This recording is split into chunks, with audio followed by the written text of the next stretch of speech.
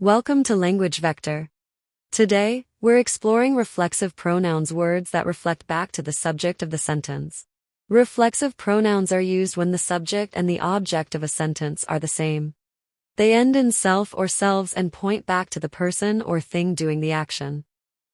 Myself, yourself, himself, herself, itself, ourselves, yourselves, themselves are all reflexive pronouns. Here are the examples. I taught myself how to play the guitar. She prepared herself for the interview. The cat licked itself clean. Common mistakes. Avoid using reflexive pronouns when they're unnecessary.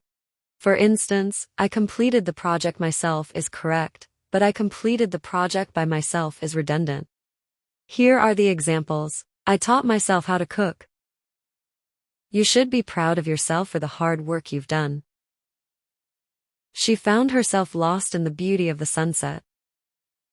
The team motivated themselves to win the championship.